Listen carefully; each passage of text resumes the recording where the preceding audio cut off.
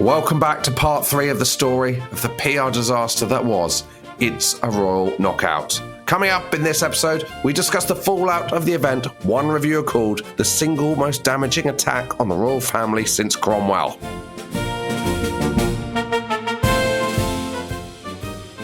You've got the dead-eyed look of someone who's just watched It's a 1,000-yard stare. 1,000-yard stare. You've either, since the last episode, watched It's a Royal Knockout or been to Vietnam in 1967. I watched It to Knockout and then I had to watch all 4 episodes of Adolescence back to back just to calm myself down. Just to bring my mood back up. What I think is interesting about it is it's the eternal battle that the royal family have been under, maybe in the last, since television, as to how much of themselves to give. Yes. And so there's that, there's the whole William and Harry, and there's the Princess Diana and Charles interviews, and this all started really with this. So in 1969, there was a documentary, which we've kind of briefly discussed, that Prince Edward was 5 in. Yes. It was shown on BBC and ITV. It's the, you know, when there's a bit like a big England game. It's the only thing World that Cup. can unite the channels. The channels come together and then everyone watches it on the BBC. Of course. That's how it works. Although, actually, ITV have now got Roy Keane and Ian Wright, so more people are like, oh, now Gary Lineker's going as well. Well, I'll watch it and then at halftime I'll flip over to see what they say. Yeah, exactly. But this was, in 1969, the Royals thought a good idea would be to do a kind of documentary on the behind the scenes of the Royals. Which is a good idea. It's like a Kardashians. Keeping up with the Windsors. Exactly, the Royal Housewives of Windsor. The aim was to show kind of day-to-day life and revive the public interest in them, because the 60s had made them look a bit stale. The swinging 60s hadn't gone from Carnaby Street up to Buckingham Palace. There was no sort of hippie member of the royal family, was there? There were certainly, I'm sure, dukes and earls and that kind of stuff who were countercultural, but there was no one who's like, oh, look, there's the royals and there's Dennis Wilson. Yeah, Paul McCartney wasn't smoking dope with, Prince Philip. No. To our knowledge. Let's start with a picture we all know. As familiar as the same head on a penny or a pound note or a postage stamp. It's the Queen's official birthday, early in June. And when it's over, the Queen rides off into the wings, and as far as most of the watching crowds are concerned, she has disappeared. Buckingham Palace, 9 o'clock in the morning. The Queen is in residence. It was Queen Victoria's idea to have a piper from her beloved Highlands to play outside her window every morning, and it's happened ever since. So it's shown, it gets 38 million viewers, it's very popular, it's shown around the world. The royals hate it. The Queen basically later is banned. Why does she hate it? Obviously she didn't have final say on the edit. They don't like that it shows them to be human. I don't know. It does the thing, again, that like all celebrities have now, is it blurs that line between their persona that they give you, their front-facing celebrity persona, and their real life. And they don't want that. They want to maintain a sort of detachment. Well, that's what they're based on. Yeah. So David Attenborough, who at the time is the controller of BBC Two, warns about this film, that it has a danger of killing the monarchy. He writes, the whole institution depends on a mystique and the tribal chief in his hut.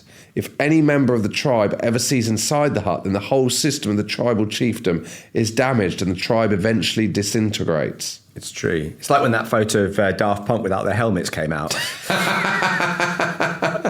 Suddenly everyone didn't quite take them as serious as they used to. Oh, it's just 2 guys playing pool? 2 French blokes playing pool? I don't think so. They're space pop stars. So that's kind of David Attenborough's view on the Queen and Daft Punk. Do you think David Attenborough's aware of Daft Punk? If anyone ever meets David Attenborough, can you ask him if he's aware of Daft Punk? I'd love to meet David Attenborough, even more so now. I've got a question, because he must get loads of questions about animals. Yeah. No one's asking him that. No. But it shows them day-to-day life. You've got them like the Queen filling in all the kind of, doing her paperwork. Yeah, I guess she's filling stuff in. She gets a box, doesn't she? She has to go through her paperwork. Sure, it's not she's got like an her in-tray doing and her out-tray. EDF energy. Yeah, she's not. It shows like she phones up EDF, she threatens to leave to get a cheaper rate.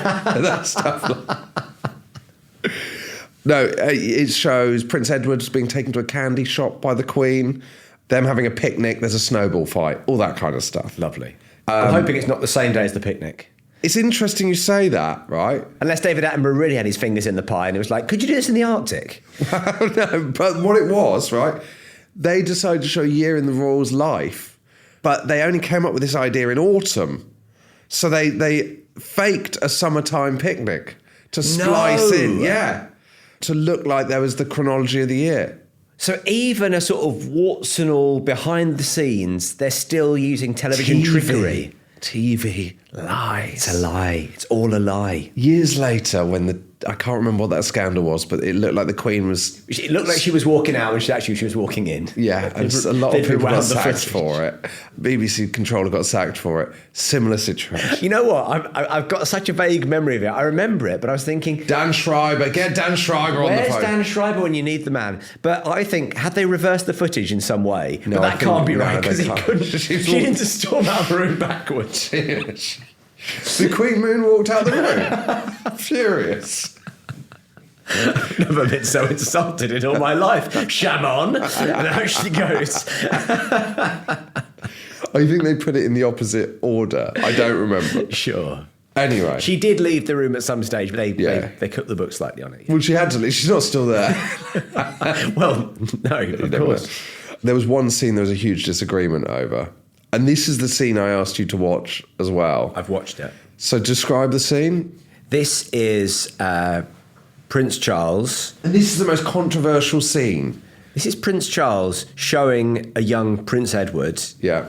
Talking him round the instrument that is the cello. Yeah, he's holding a cello. He's holding a cello. They're messing around with the strings a little bit. He's telling him how the hole it amplifies the noise. Yeah. He's making him go boom, which you would do on a cello. Yeah. If you can't play the cello. Yeah. Why was this controversial? There's a string snaps and hits Edward in the face. Oh yeah, yeah. Barely gets. And he says, "Oh, did that hurt you?" And he saes, "Yeah, it did a bit." And it's like, "Oh well, there we go." And you go, and that was considered too much. Prince Philip was like, "You can't show this. You can't show our child being whipped in the face. That's my job." With a cello.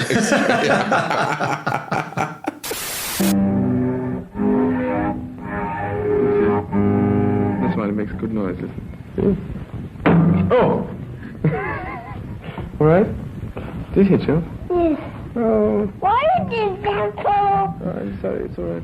Prince Philip wants to veto the entire scene. This is how beige the whole thing is. Cut around it. And the Queen overrules and say it's allowed to stay. But that's the kind of beigeness we're dealing with, right? So Prince Philip wasn't a fan of the whole thing. Apparently at one point he snapped at the crew, "Get away from the Queen with your bloody cameras." Yeah, again, I would never like to be on the wrong side of Prince Philip. No. You know, even in his later years when he was frail, the sharpness of his tongue was never dulled, I imagine. No, let's hope he doesn't hear this. But it doesn't go down well. But kind of people enjoy it, but the royals aren't happy with it. David Attenborough says that thing. Milton Schulman, the film critic, says every institution that's so far attempted to use TV to popularise or aggrandise itself has been trivialised by it. Which I suppose is fine if you're the Kardashians, because you're making money out of trivialising yourself. Or indeed, you or I. But journalist, great name alert, Peregrine Worsthorne. Yeah, famous journalist, Peregrine Worsthorne, He said initially the public will love seeing the royal family as not essentially different from anyone else, because they're just trying to show themselves. Yeah. But in the not so long run, familiarity will breed, if not contempt, then familiarity. Not a great bit of writing. I think that's good writing. What? Familiarity breeds familiarity. Makes you reappraise the phrase. Well, what it does make you feel like is you've read it out wrong.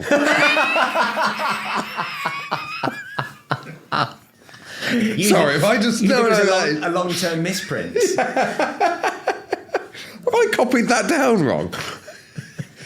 Dan Schreiber didn't write that out like that, did he? So, if that's what it is for Prince Charles playing a cello, imagine what it is for the royals doing it to knockout. Well, the thing I suppose- they don't do is they don't compete in the games. No. And let's be clear, when it starts, the key is the press being on side, I suppose. Yeah. They've already pissed off the press before the show starts. What do they do? So they ban the press from the site. You know what? No good ever comes of banning. No You good. need a free press. Yeah, exactly. I know we don't want to get this too... isn't the bloody Soviet Union. We don't is want it? to get too political, but I think a free press is crucial. So they ban them. They try and sneak in. They're ejected. By the way, we've all worked on TV shows where a member of the press has come down and then it becomes pick of the week. Yeah. It's a very simple game, right? You say you're pleased they're there. You're not. Oh, no. You couldn't give a fuck. You either couldn't give a fuck or they're getting in the way, but... Yeah, we love to film it. Yeah, we are friends off camera. All that kind of stuff. that kind of stuff. All of that kind of stuff. The only access is through a kind of airport-style X-ray machine. Okay. One of the big ones that scans your entire body? Or are we talking about just someone's got to run a little sort of bar up I and think down it your is body? one of the big ones scanning their body. Okay. It's manned, strangely, by Radio 1 DJ Mike Smith. He was a techie guy, though, wasn't he? But you've got to He could say, fly a what helicopter, kick he in could the- man an X-ray. What a kick in the teeth. We'd like you to be involved. Yeah, we'd like you to be involved. You're manning the X-ray. Sorry, Peter Blake of Dear John. He's getting to dress as a giant radish and run around the place. I'm manning the fucking X-ray to keep the livid press out. Some of the press have come in fancy dress. And you're thinking, because they're like being part of it. No, they're trying to hide their cameras. And Mike Smith finds them. Mike Smith finds them in his X-ray machine. So the press arrived. One of them says, when the press arrived, they were putting a pen outside the security fence. So they're outside. All they could see was the celebrities getting out of their coaches covered by umbrellas. It was raining and it was muddy and we were in a bad mood. It's muddy and you've put them in a little pig pen. Yeah. No. The Daily Star's bought the rights to the photographs. You've got to say, surely the Royals could have gone with one of the broadsheets. Maybe the paper's reporter. Maybe Edward's a reader of the Red Tops. Maybe he loves it. Maybe he loves it. You know, he's cut from a different cloth to the rest of the family. Yeah. The paper's reporter is not allowed in. The photographer could go in to take the photos. The paper's reporter is not allowed in.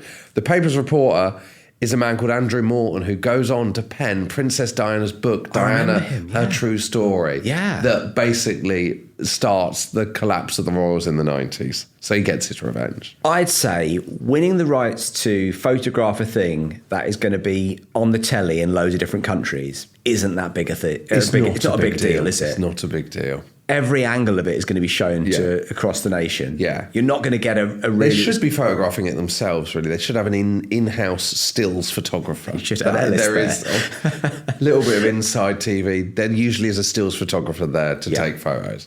So, what did you think of the show? If you hadn't known anything about it being a disaster... If I hadn't known anything about it being a disaster, I would say it's quite bad. Going into it, thinking of it as a total disaster, it's better than I expected it to be. Yeah, it wasn't as bad as I thought that's it where would be. I mean, they make a few immediate fundamental mistakes. Talk me through them. I think number one is you've got huge megastars. Yeah. And every time you're using them, they are covered in a big costume. So I don't... Sometimes they say who it is. Yep. So they'll say, there's Christopher Reeve dressed as a leak or whatever. Yep. Sometimes they don't, and they reveal it at the end. Yes. There's no consistency. There's no consistency at all. It feels very much like it's thrown together. They also don't start the show. There's no explanation at any point. They don't say, hey, here are all the celebrities we've got today. They bring out each of the royals as team captains with the whole team stood behind them, often in costumes so you got to recognise who they are. Yeah. They get the royals to do some sort of battle cry, which never really goes naff over. as fuck. Really, really naff. And you're bringing out people who have, their job is to be on the telly, right? Yeah. Okay, all these people that are on the telly, whether they're a sports personality, they've done post-match interviews, and then the people who aren't on the telly ever, they're the spokespeople. Yeah. Why? Yeah. So the first person you hear talking is Prince Andrew, who is, I'm sure he's charming in the abstract, but like he just comes across as a sort of like I've seen him struggle more on TV. Yeah, absolutely. He's not naturally camera ready. I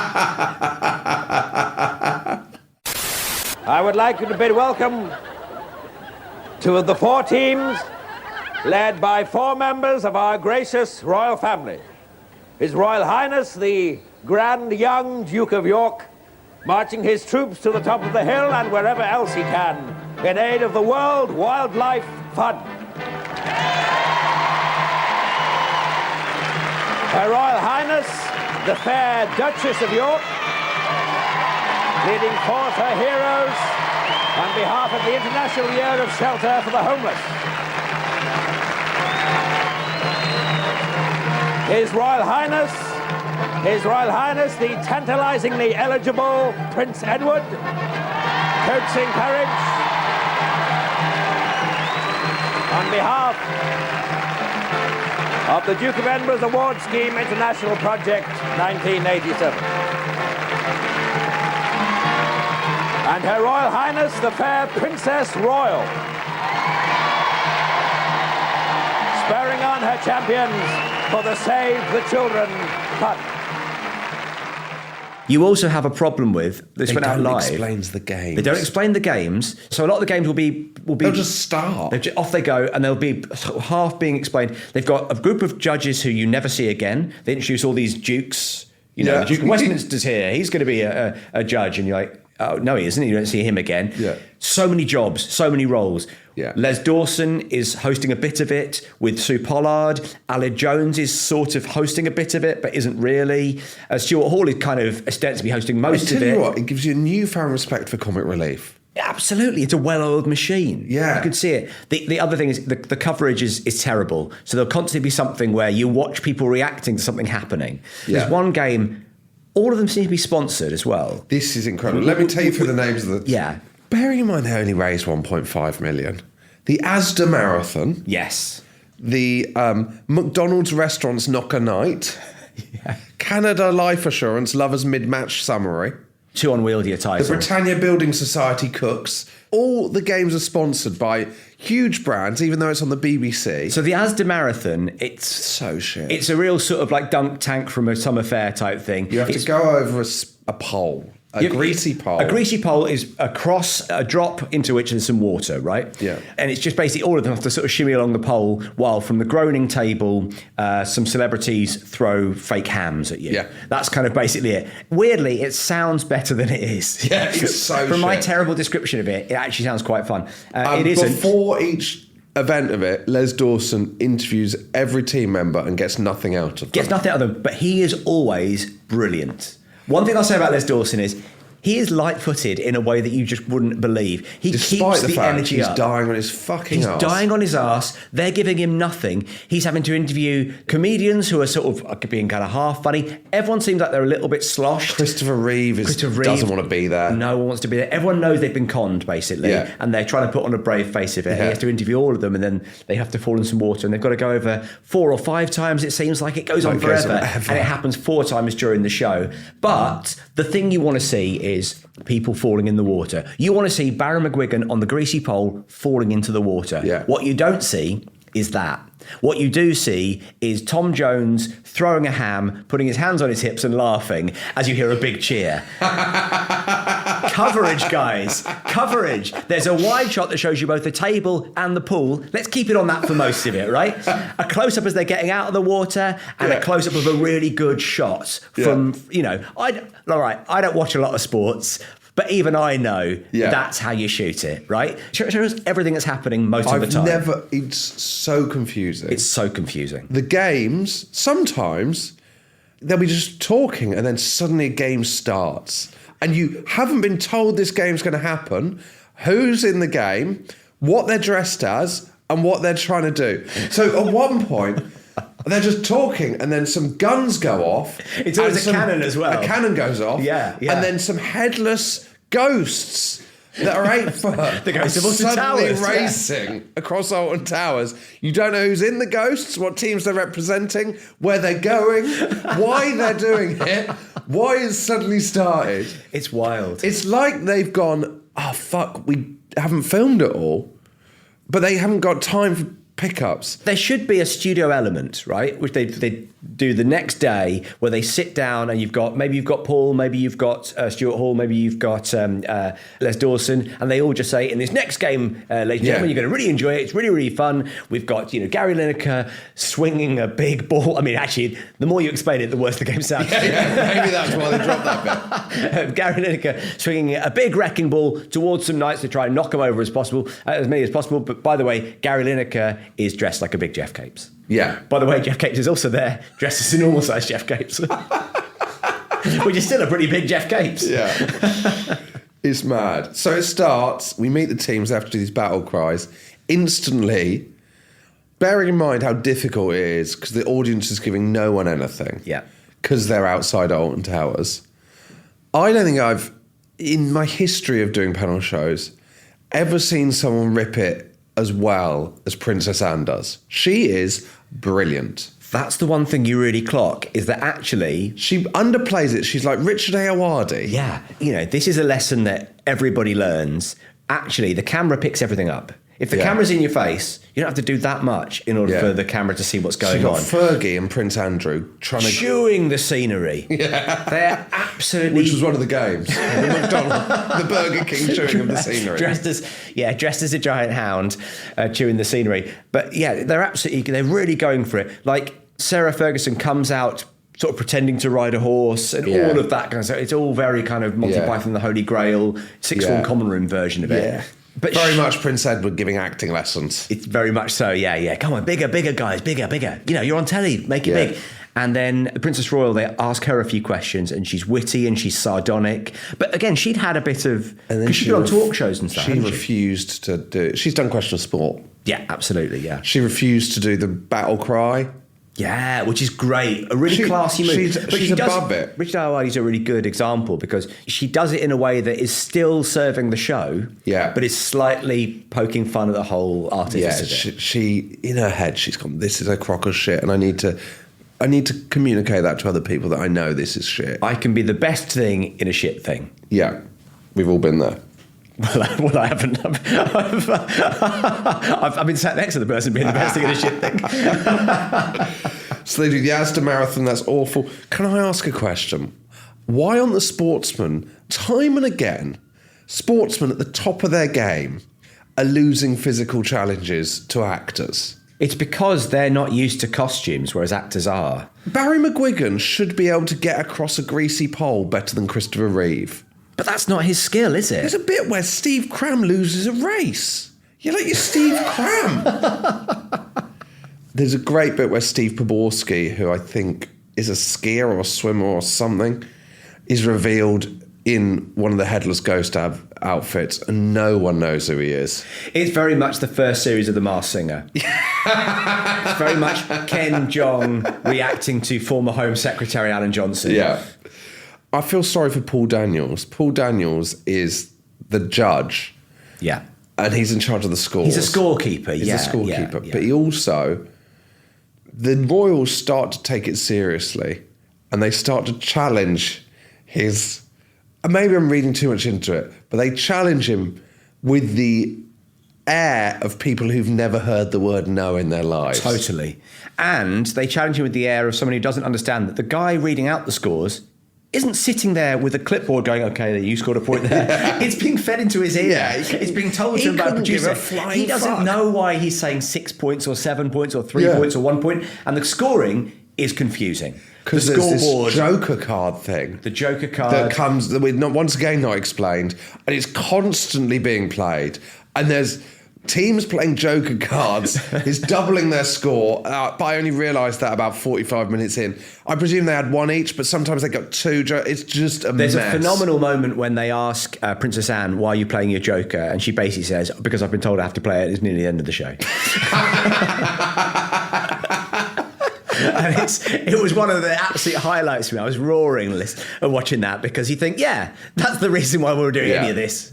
There's some great commentary. There's an incredible bits where he's, during the Britannia Building Society cooks, they're shouting out, she's failed Sheena Easton. And there's another bit where he shouts, I don't think Meatloaf will ever catch that onion. And they're all shouting, meaty, meaty. Meaty, meaty. That's weirdly my strongest memory of watching it from 1987 was the phrase meaty, meaty, meaty. Yeah. There's an amazing bit where they cut to the crowd and Richard Branson's there. Why aren't you taking part? Surely you're not too good for this. Yeah, why have You're going to be running the marathon dressed as a butterfly in a couple of months. What are you talking about? Aren't you it? Get out there. Who's manning the X-ray if you're it?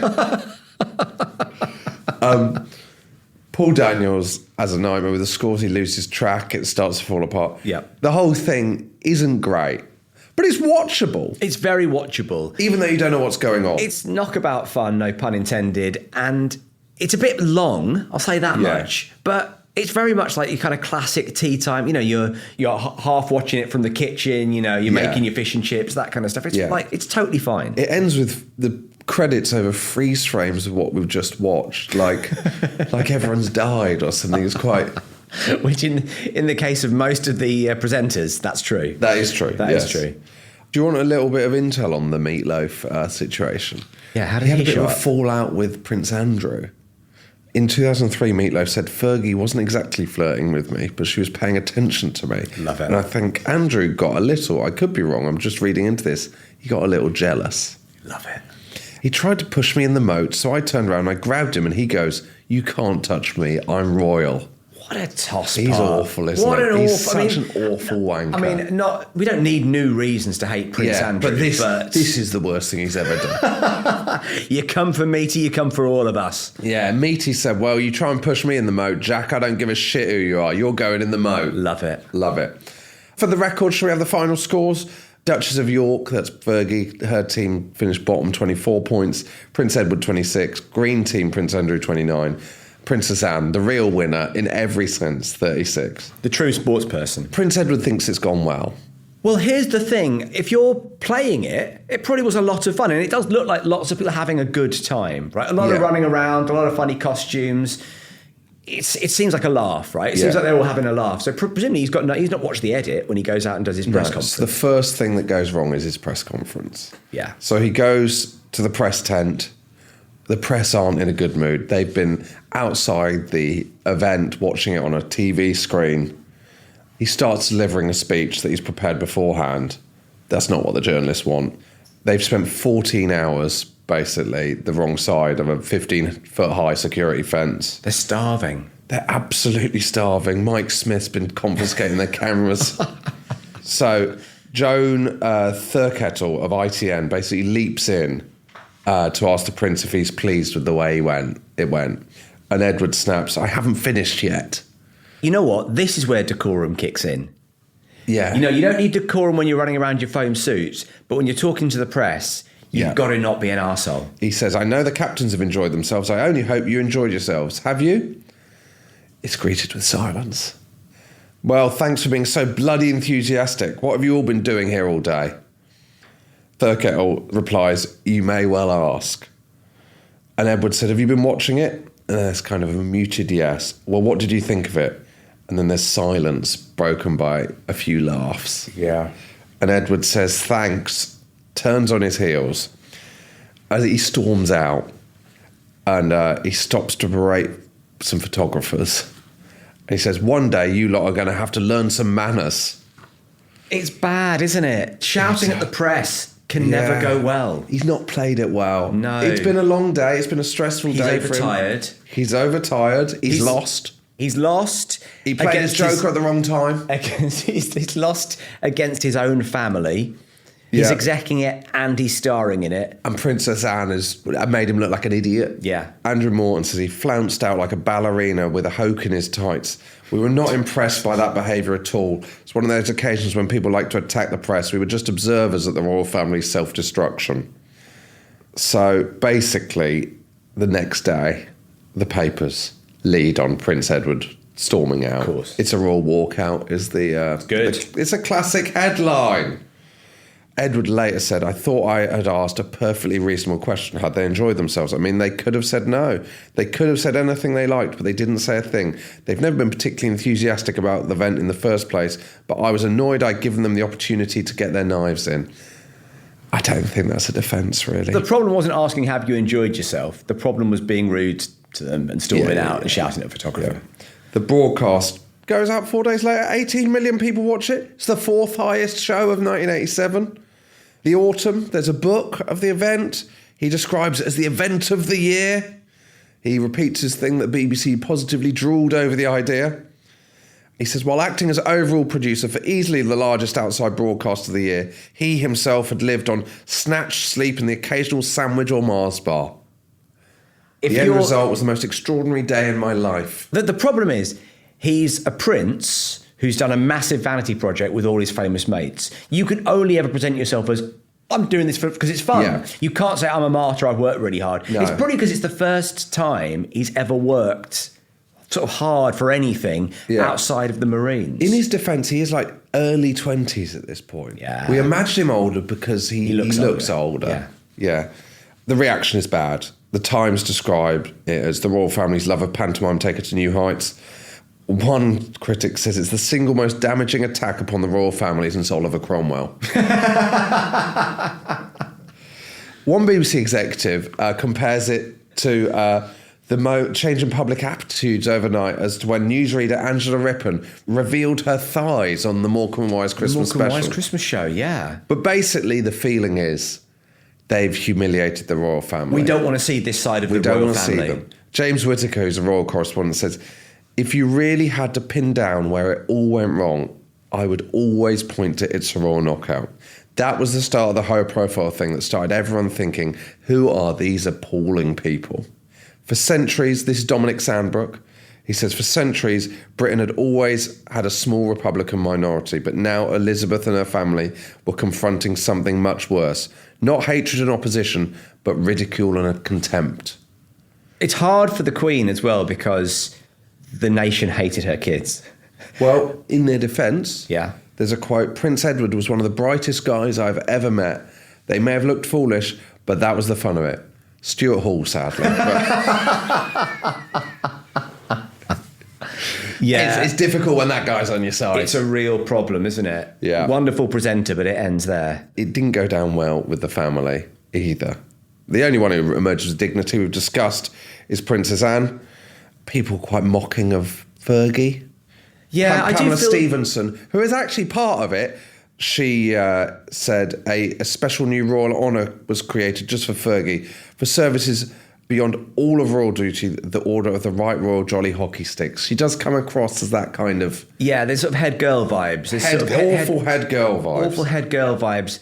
I feel sorry for Fergie because she's just trying to have a laugh, you know? Yeah. I don't think she comports herself any worse than anybody else there. Yeah, she's just held to a higher standard. Crucially, she's not royal as well. Yeah. Do you know who was upset? Who? The Queen Mother. Oh, no. Yeah, and she doesn't like to, she doesn't like to get involved. But the Queen's former private secretary, Lord Charteris, said that she couldn't ignore this. She had witnessed the abdication, seen the damage it had done to the monarchy. She had dedicated herself to helping her husband, King George VI, rebuild his reputation. She did not want to see her life's work undermined.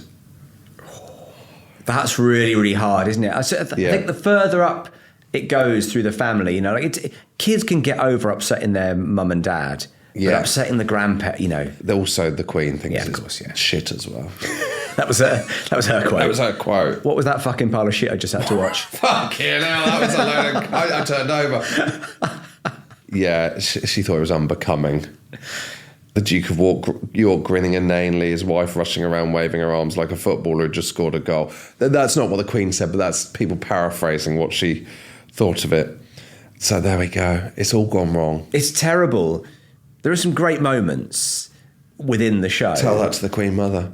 I don't think they're the moments the Queen Mother would enjoy. My favourite bit, I think, was Princess Anne bollocking Cliff Richard. What happens there? I'd missed that. So Cliff Richard, it's at the end of I think it's one of the Romeo and Juliet style challenges where like Griff Rhys-Jones and Chris de Burgh have to jump on some giant mushrooms to jimmy up a rope to put a rose between the teeth of Annika Rice and Fiona Fullerton. I can't remember the exact details of it, but at some point Cliff Richard thinks there's been some cheating. Yeah. Because basically you're supposed to always use the rope. You're Yeah. not supposed to... Anyway, whatever. Thinks there's been some cheating. And so comes over and says, I think there's been some cheating. And by the time Les Dawson says, what's your problem? Princess Anne has already had a word in his ear. And he goes, actually, I've changed my mind. And he gets sort of pulled by the kind of the bodkin back away from the action. She ushers him away like a captain of a football team would with a player who's about to get himself sent off. Just about to lamp somebody, exactly. Yeah, she's like, whoa. Hey. This is not how we do things. Yeah. We are the strong, silent types. Cliff, I know you're all about aggression and passion. I know you're an alpha. I know you're an alpha, but this is not the place for it. Save it for when you're playing tennis against Sue Barker. So this is seen as the start of the descent of the royal family. Next time we will discuss whether that is the case, and also delve into Edward's post-It's a Knockout career that is, I'm going to say it, fucking wild. That I'm really excited about. Because how do you come back from a disaster like that? Well, the answer is you don't.